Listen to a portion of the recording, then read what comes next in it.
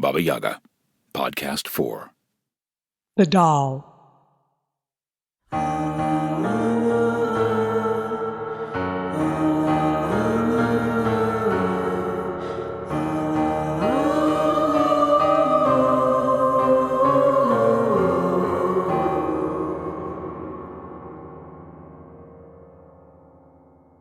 Inside the cave, night.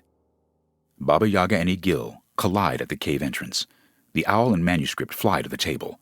She is soaking wet, with bloodshot eyes. Where is she? On the bed. She's barely breathing. Baba Yaga moves quickly to the kitchen to prepare a potion. What can I do? Tell me what happened. Preben. The walls growl again. Baba Yaga speaks to the walls. Cease! The walls go silent. How could I miss this? How could this happen? Egill points to the cage. Look. Baba Yaga looks up as she crosses to V. She pours the potion into V's mouth. She recoils as she notices the red marks on V's throat. When the vial is empty, Baba Yaga hurls it at the cage, and both pairs of hands vanish. V's eyes fly open, and she gasps for air. Baba Yaga and Egill kneel close to her. What happened? Egill helps V to sit up. You were attacked. Attacked? I thought... Baba Yaga dampens clean rags in water. She cleans V's face. V, why did you put the hands in the cage? Well, they were sharpening knives, and they're never around when you're gone. I just thought it would be safer if they sharpened knives away from me. Egill looks away to hide a smile. Baba Yaga attends to the lacerations on V's face and throat.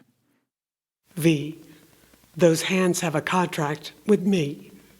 When you engage with them in any way, you alter that contract. You could have been killed. Do you understand? I wasn't here. If Egill hadn't come... She rises quickly to return to the kitchen for salve and bandages. I'm all right. I'm hurt. I'm okay. I'll recover. I'm okay. Baba Yaga kneels beside her again. Ask me questions before you alter anything in this cave. Do you hear me? This is very important.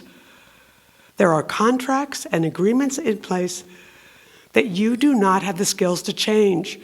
Not yet. Yet? Once before, I was almost too late. I will not have that happen again. Not as long as I am alive. V grabs Baba Yaga's arm. She's becoming drowsy. Before? When? A long time ago. A long time ago when your mother and grandmother were hunted down. You? It was you who saved my mother and grandmother? That was you? V tries to sit up, but her eyelids grow heavy. Yes, I could not save your grandfather. I was too late for that. But I got Isavallia, Vasilisa, and you to safety. I'm so sorry, child. I was so obsessed with revenge. I almost lost everyone I care about. V struggles to stay awake, but the potion is taking hold, and her speech becomes slurred. You know my mother and my grandmother? How? Hush, rest, child. Sleep now. But... No, enough. Baba Yaga waves a hand over V's face. V falls into a deep sleep. Baba Yaga returns to the kitchen. Egill tucks an old quilt around V. As he does so, the doll slips out of V's coat pocket. The apron on the doll, although newer looking, matches the quilt perfectly. She'll be all right now. Egill goes to Baba Yaga in the kitchen. Thank you, Egill. If you had not been here... Baba Yaga shakes the air around her head with her hands. I didn't know she was in any danger. No warning, no foresight. I'm running out of time for me and her. Baba, it's okay. She's okay. This time. What happens when I can't be there? What then? We will think of a way. The darkness is fading. Egill is drawn towards the entrance. I must go. Are you all right? No, but I will be. Egill turns and disappears out the entrance. The cave walls show the image of Egill pulling the sunrise across the sky. Dawn breaks. Baba Yaga prepares her own potion, swallows it down, and returns to V's side. V, still asleep, rolls over onto the doll and rests her head on Baba Yaga's lap. Baba Yaga closes her eyes. Inside the cloister, night. Olgar walks into the cloister. The only light comes from a stairwell behind the altar. Tapping on the walls, he heads down the stairwell. Hello? Is there anyone here?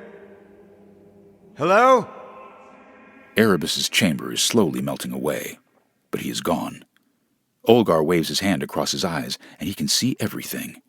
He studies the chamber carefully. In the hallway, he finds a bit of Baba Yaga's chain. To the chain. Good. Now show me where he has gone. Olgar takes off, following a thin, faint blue line out into the village. He disappears into the night. Inside the cave, day. Baba Yaga drags a large burlap bag into the cave. She opens the oven and shoves the bag in. From inside the burlap bag, terrible, unintelligible curses and sounds can be heard. V follows. Baba Yaga stops her. Flames reach out of the oven. V screams and jumps behind Baba Yaga. A moment later, the flames are drawn back into the oven. The oven door slams shut. Baba Yaga lets out a long breath.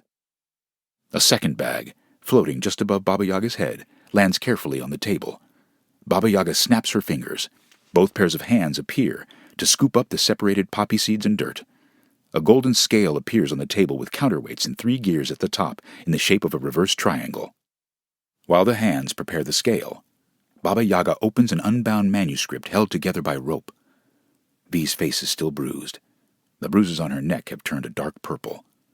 She watches Baba Yaga's every move, careful to stay far from the hands. With the dirt on one side and the poppy seeds on the other, the scale balances. Perfect balance. Now remove the dirt.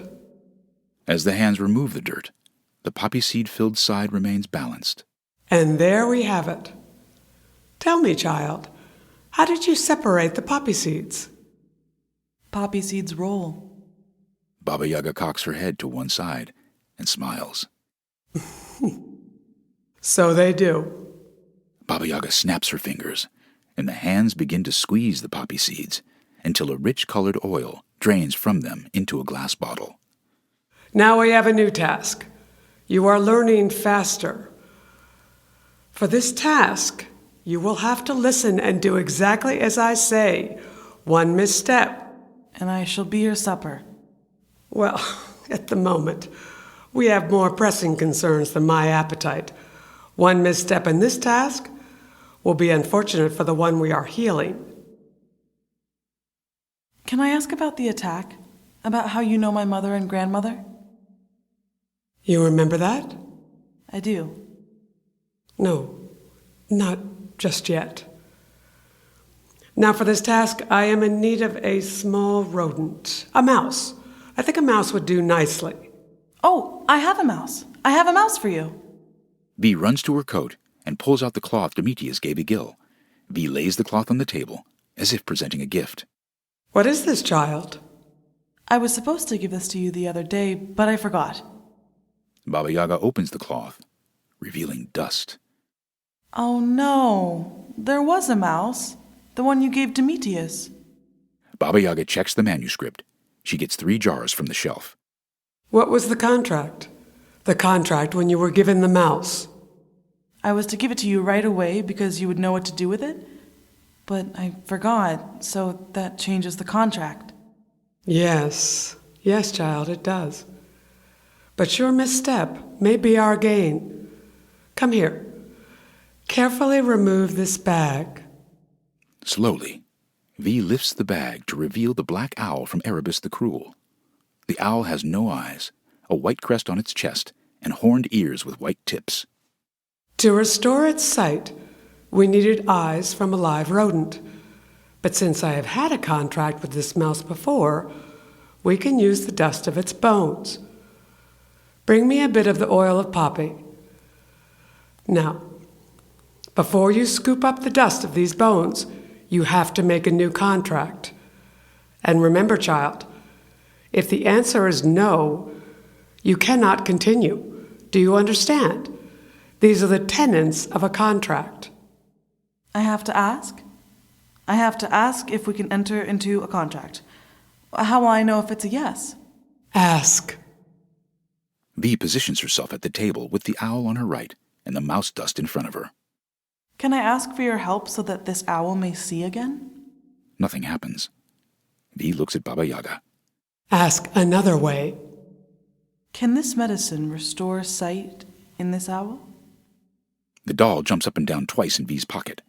V ignores it, and Baba Yaga does not see it. A string of light travels from the mouse dust to the owl and disappears. Baba Yaga smiles. Go on, then. Mix the oil and the dust. V mixes the potion slowly and carefully. Good.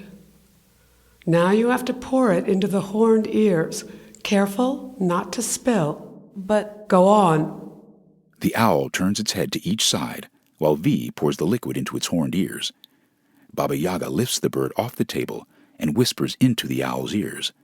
She places the owl in the cage, but does not close the door. The owl settles in comfortably. may I make you some tea? No, not yet, but soon, child, soon. You've done well, V. Mark what you are learning and watch the skills that come so easily to you. I must go out for a bit. It is time I saw your grandmother. Can I? Not yet, but soon. I promise you. Soon. Baba Yaga grabs her cloak and disappears into the night. Seaside Hamlet, day. Isavallia, 48 winters, walks on the beach. An old fisherman brings his catch onto the shore. He waves to her. She stops to admire his catch, then continues along the shoreline until she is out of sight. Baba Yaga waits at the edge of a sea cave. It has been too long, sister. She takes Baba Yaga's hand. They head into the sea cave. I have missed you. I have heard some upsetting stories. I'm glad you're here. Yes, I'm afraid the stories are true. Seaside cave. Same day. Just as you said. I know you feel I have kept you in the dark. I always felt you were protecting us. All of us. Your husband did not agree. No, that is true. He felt it was his job, but then he did not know so many things. I'm sorry, Isa. Stop. It was all too long ago, and I know you would have come to his aid if you had known he was in danger. I should have. I was so intent on revenge, I almost lost everything. Isavallia fills water skins with seawater. And what about me? I'm not blameless. I let that slithering snake of a man into our home. He was disguised, Isa.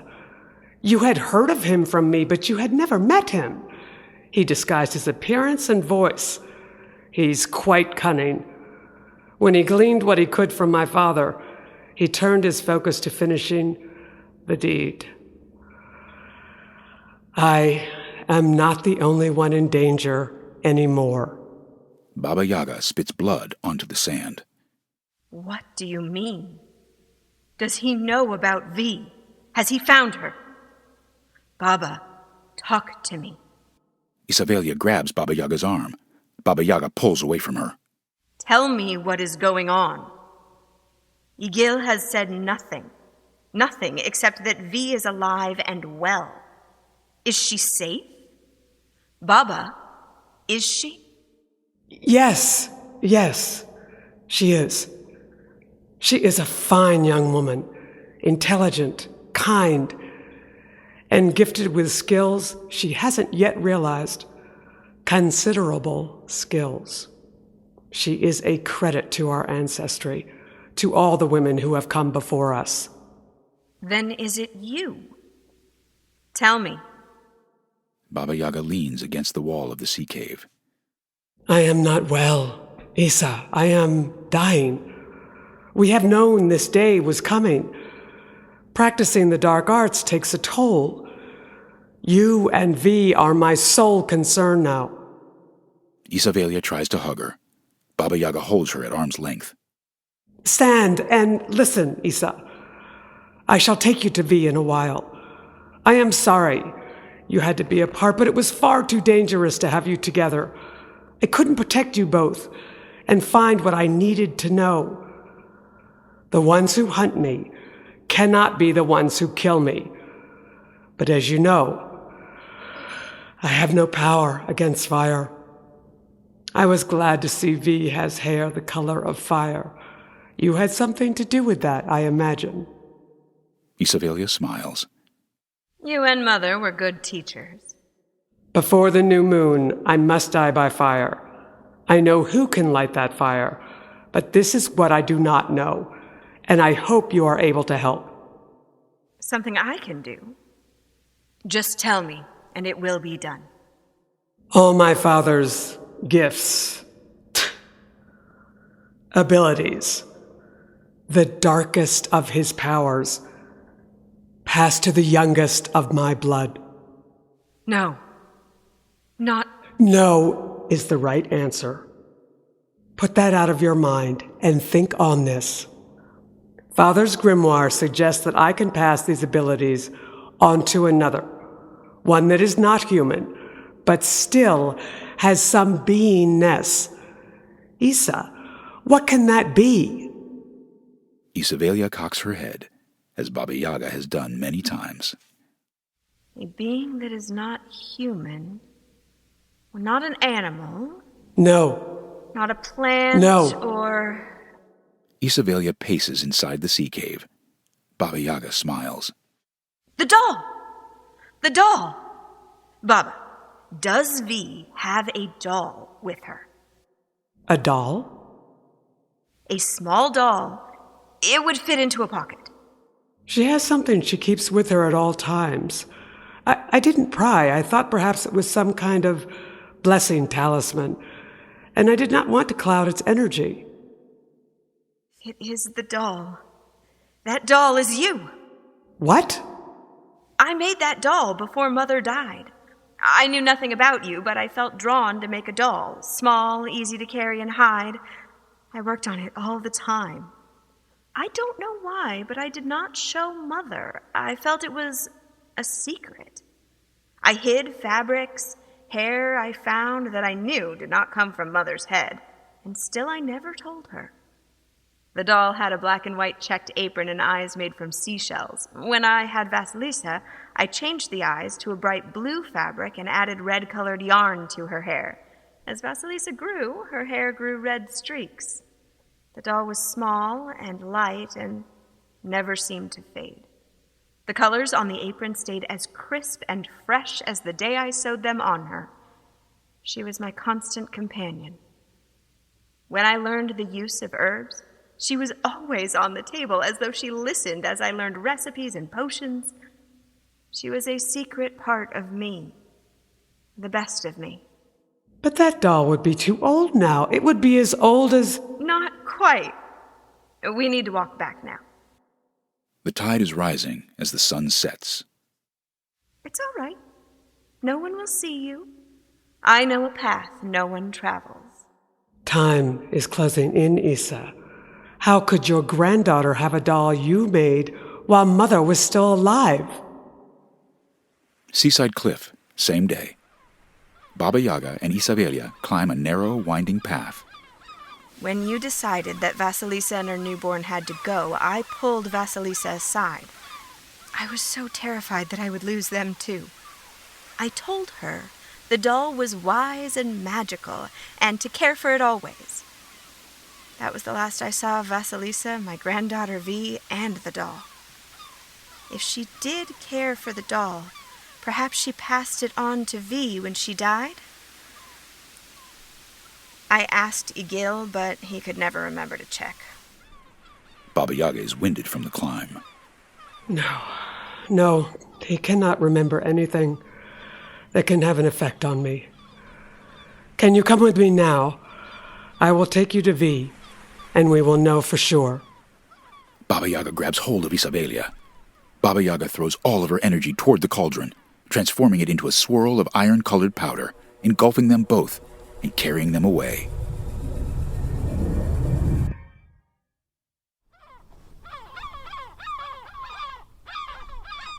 End Podcast 4. To be continued.